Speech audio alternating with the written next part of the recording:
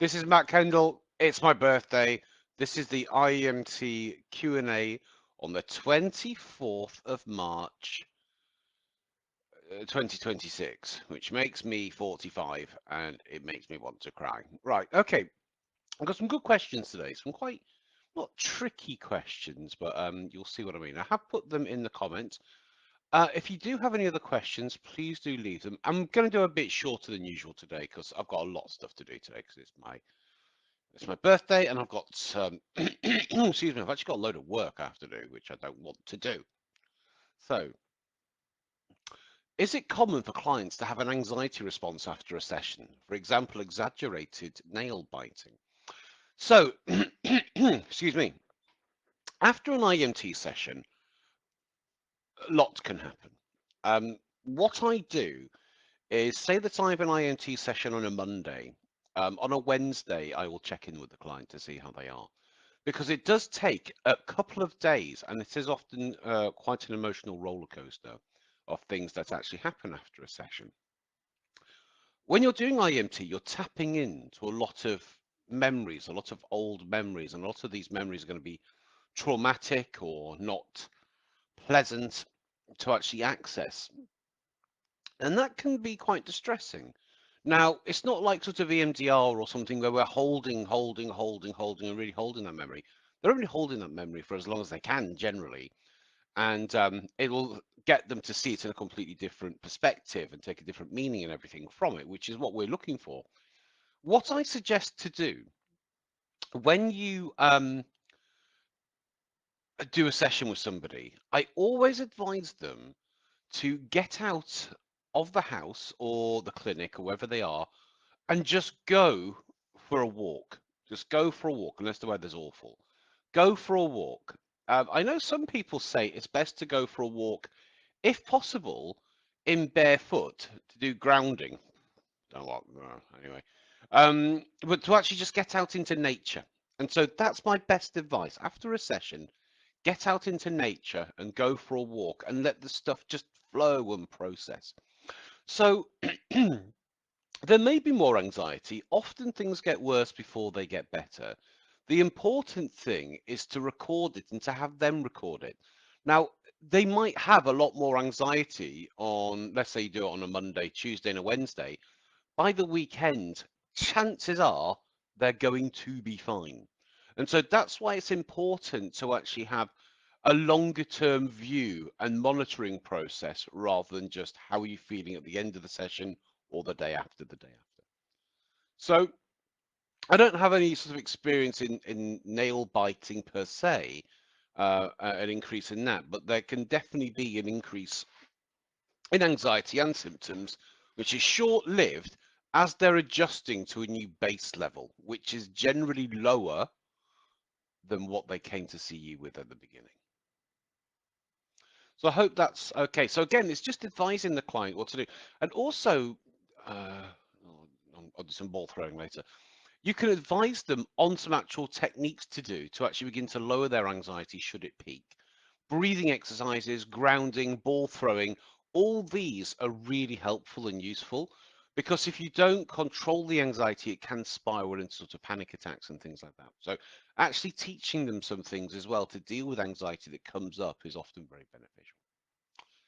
So how do we deal with suicide ideation? Now, for those of you who have been through my training and you're in my WhatsApp group, you will know that last week we had I didn't really sort of contribute that much, to be honest, but there's lots of people giving lots of thoughts and help and advice because one of our attendees has a very tricky client and has suicide ideation. Suicide ideation just means thinking about suicide, you saying they're suicidal, whatever it might be. It's really difficult, okay? Now, personally, if you've only done a 2-day training and you're working with suicide cases, I think that is wrong. I think it's wrong. I think it's immoral in a sense. And I don't think if somebody says suicide ideation, it's okay, refer back to GP. You shouldn't be touching that at all. I know client therapists who have been quite inexperienced and work with this, and the client has actually committed suicide. And I know a therapist who was a really promising therapist as well. And she had a client who was talking about suicide, but she didn't really sort of notice it or give it much attention. And they did commit suicide in between sessions. And she stopped becoming a therapist. She stopped pursuing that dream of being a therapist because of it. So when it comes to suicide and anything sort of like that, extreme things like this, it's nothing to do with IEMT. It's to do with your training. Okay. Now, IEMT, I would not say is anywhere near sufficient to deal with such matters as suicide ideation. You need to keep yourself safe, and you need to keep your clients or potential clients or people safe, and they need to get the right help that they need. Now, I understand wanting to help people and refer them to the right people. My advice and what I have done in the past is simply say, I'm not able to help you. Please contact your GP and be done with it. And I know that sounds really bad, but this is coming to more psychiatric issues than intervention work is what we deal with. We do, although there is a big difference between saying I feel sort of suicidal and then actually sort of planning things out and doing it. And yes, there's an argument of people who say they're suicidal. It's more of a cry for help, and people who are serious don't say it; they just go and commit it. And also, there's an argument between male and female suicide because a lot more men commit suicide than women, and men don't say they're going to do it beforehand in general than with women. And with women, it tends to be more of a cry for help. And these are very broad brushstrokes, very broad brushstrokes. Personally, I just don't get involved with it. Um, and it's a medical, it's a GP, it's a doctor, it's a psychiatric issue. Sorry, people should come to call for my birthday. Does IEMT need to be combined with any other modalities and more specifically with psychotherapy? Haven't done the IEMT training yet, thanks. Well, IEMT works well on its own and it works really well with combined with other things. So it doesn't need to be combined with anything. IEMT is a great model to use on its own. Obviously, it has its limitations on what it can be used on. Um, my advice for this, go to my YouTube channel and look at the interviews with people who have done the training. There's 60 something plus interviews on there. Every single person has a different background. Every single person has different trainings and qualifications, and you can listen to how they are using IEMT. Also, ask in the group, ask in the Facebook groups, ask in the WhatsApp groups how people are using IEMT. So we have people using it from counseling perspectives, a neurologist we had using it. We've got counselors, therapists, NLPers. We have Bowen's practitioners, which is like some sort of physical body work from what I understand, personal trainers, ex-services, loads and loads of different types of people using it in very, really cool and interesting ways. So check out my YouTube. I need to do some more of those interviews. I haven't done one in a while. So check. Hi, can a 75-year-old woman who has had eye injections in March, as this March, has had 4 blockages in blood vessels in her left eye that cause swelling and blurred vision come to IMT? I thought not. Is that true? If yes, when is it possible? I wouldn't touch that. No, no, I wouldn't. No, if you're going to be moving their eyes and they've got blockages and blood vessels and stuff like that, I would not suggest that they are suitable for IEMT. The only time I would suggest they were suitable for IEMT is if you get consent from, I don't know even know which care this person is under. I don't know if it's an optician, optometrist, a surgeon, a doctor, whatever it might be. Only when you have specific permission from the person who they're already under the care of would I even consider doing IEMT with that person. Can I ask, is IEMT recommended for adults rather than children? In other words, what age range would be considered okay for IEMT? If this was covered in the training, my apologies, Matt, I didn't retain it. Okay, so Mavis Kerrigan. Can I tag her in? I don't know if that works. Oh yeah, look at that. So I've tagged in Mavis Kerrigan right there. So Mavis basically specializes in working with children. She's an ex-teacher and she works with a lot of children and helps people to work with children. I think she's got a Facebook round. Mavis, if you want to, when you see this, if you want to put any links to anything, please do so. So I'm actually going down to Crawley next month to teach a group of people. I think it's women, a group of people anyway, who are all sort of adolescent type therapists, as I have done a couple of times before. Um, it works very well with children, actually. In fact, if you look at my interview with Sean, I've forgotten his surname, but he was a safeguarding officer working with children and a therapist, and we talk about working with children. I don't work with children.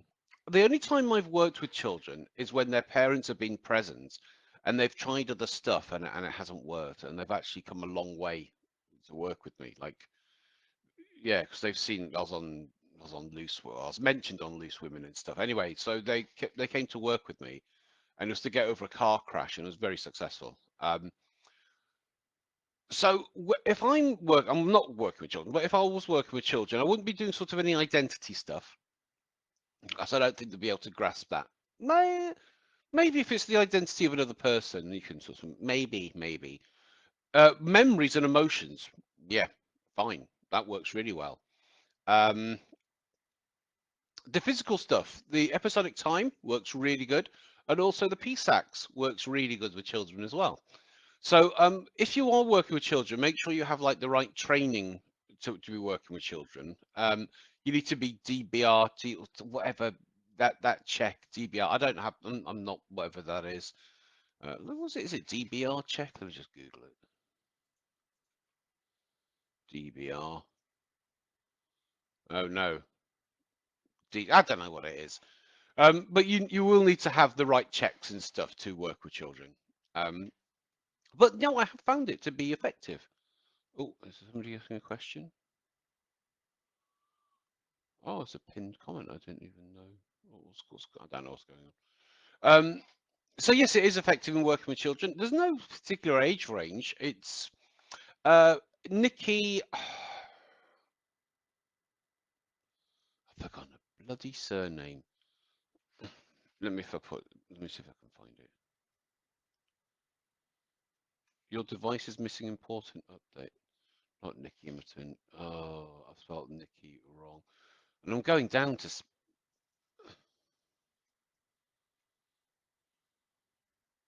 Nikki Edwards. Right, okay, Nikki Edwards, of course, is. If you look at Nikki Edwards as well, she does an awful lot of work with children, and that's who I'm going down to work with as well. Um, and she's works in sort of neurodivergency and all that. I'm not doing very good service, really. So the answer is yes, IEMT is effective with children.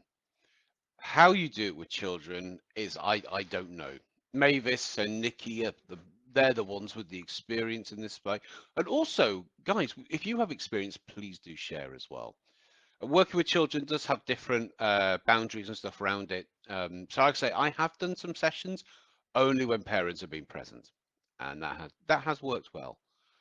So yes, it is effective with children. Some parts of it, some parts I wouldn't use. A lot of it I would. And when doing it with children, you can gamify it a little bit, and you can use like a ball or a little furry thing on a pen to move their eyes, stuff like that. That does work very well as well. Any other questions at all? Any other questions? If not, I'm going to go off and enjoy my. Well, I'm not going to enjoy my birthday. Well, I will enjoy my birthday. Well, I've got to process this. I've got to upload it. I've got to. The grind never stops. I don't really know what that means. Any other questions?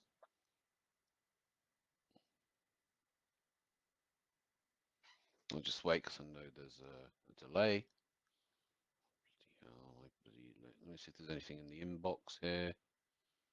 Uh, may all my wishes come true. You would want that.